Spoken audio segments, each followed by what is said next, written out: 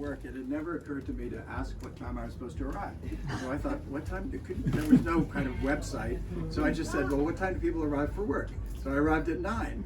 And of course, nobody was there. I went to the receptionist. That's the first person I saw. She happened to be the sister of a college friend of mine.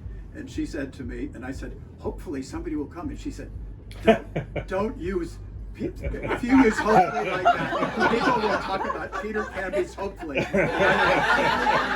What a nest of pedants I'm getting into. The second person, so I was sitting for an hour in a chair in the lobby. The second person I recognized off a book jacket photo at my parents' house. It was S.J. Perlman, and he was wearing a bowler. He was carrying a bowler, he was wearing an umbrella and a Burberry coat, and he really looked out of central casting. So I thought, well, things are looking up. The third person was this incredibly sleek, I think in Cynthia wrote this beautiful Facebook tribute, which many of you have seen, and I think she quoted me as calling her frighteningly sophisticated, but really she was. But the thing about her is she was urban and urbane, and she was beautiful, and she was dressed all in black, and she had white hair, and I kind of went, wow. But she had come to let me in and get me started, and she'd come early at 10 o'clock because nobody else was going to be there at 10:30, never dreaming that I already had been there for half an hour, or an hour.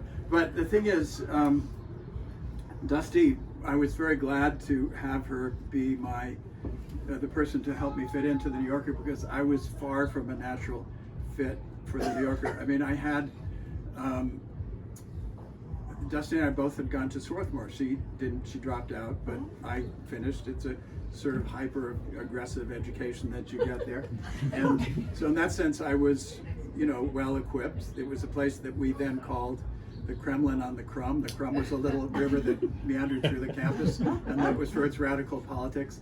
The period when I went to college was hyper radical, and after I was done, I didn't want to have anything to do with the bourgeois world. So I went to Maine and I worked on fishing boats. I was a tree surgeon.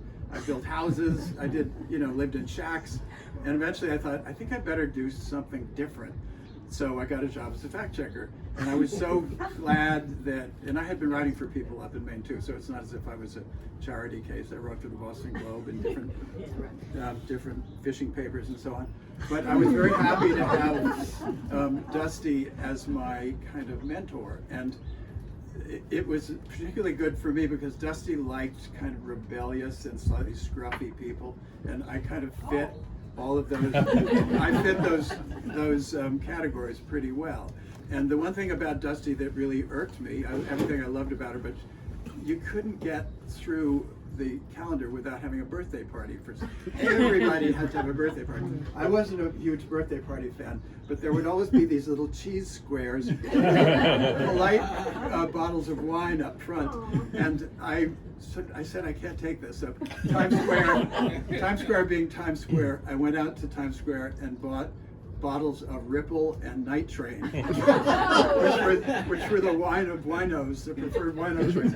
And I somehow got a record player, and there was a song by a guy named Johnny Paycheck called "Take This Job and Shove It." I ain't working here no more. So I hijacked one of Dusty's parties, and I watched Roger Angel and Chip McGrath come up, and they both would always be bouncing coins in their pockets. And I saw them come to the front of the room and bounce the coin, and they looked at the wine, and they picked up the Ripple, they picked up the Night Train, and they went, what? So that's when I put on the Johnny Paycheck song. So I honestly don't know how I survived so long with this outlook, which was not a great outlook. But do you guys mind if I take my cliff notes here? Yeah. Because I did sort of script this thing a little, and I want to make sure to not miss my favorite songs. But Dusty was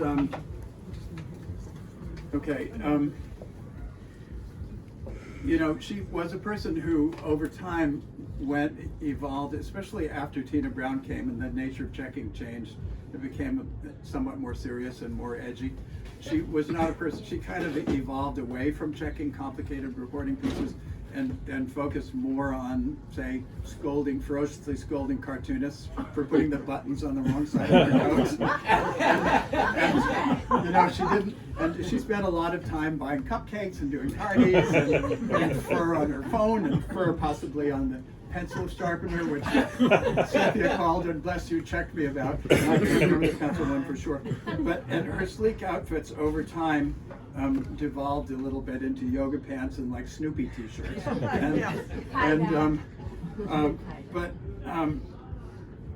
she also became a little bit edgy towards the new regime.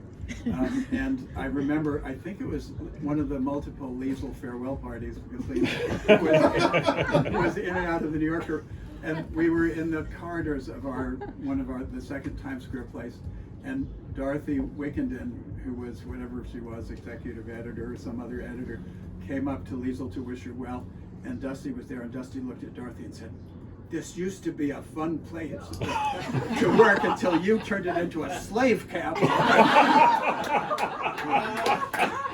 And you could have seen Dusty, you could have seen Dorothy's face. She just scurried down the corridor and I went, "Oh God." So towards the end of this period, I began to think of the hardest part of my job as what I would call to some people Dusty management.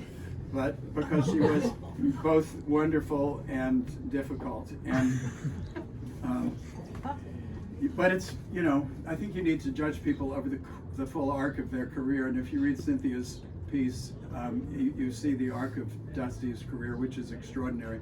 And she and I had a wonderful relationship over all these years, even when I found her difficult. And there was a time when she sort of disappeared she had that wonderful Bleecker Street apartment, and there was a time when she just disappeared, and everybody who knew her well was calling around saying, what happened to Dusty? And we didn't know for a long time, and I can't remember, I think how we figured out that Jasper was taking care of her, and she was in a assisted living place. And when we discovered that, I talked to Jasper, who I hadn't spoken with for quite a while, and Jasper said, you know, she's not really communicating that much anymore. But I said, Dusty and I, over the years, had developed like a private vocabulary, and I think Cynthia mentioned that I used to have a yellow post-it sticker that I put on my desk that said "Tante Secretore in Officio," which I don't speak Italian, so I apologize to the Italian speakers here, and which was so many hassles, so many difficulties in the office. And I don't know if I was the only one, but I also called her Polverosa, which is probably not Italian, but I made up for Dusty. I called her Poussiéreuse. Yeah, so there we go, the multilingual Dusty. And when I talked to Jasper towards the end, I said, well, and Jasper said she's not really following very much any longer. And I said, will you try one word experiment with her? And this word was the ultimate Dusty accolade. It was pussycat. So I said to Jasper, will you whisper pussycat to her? And I never heard what the result was. I doubt that Jasper ever did this, but it probably didn't mean anything to Dusty. I'm sure she didn't react, but it meant a great deal to me. So cheers, Dusty. Cheers. Yay.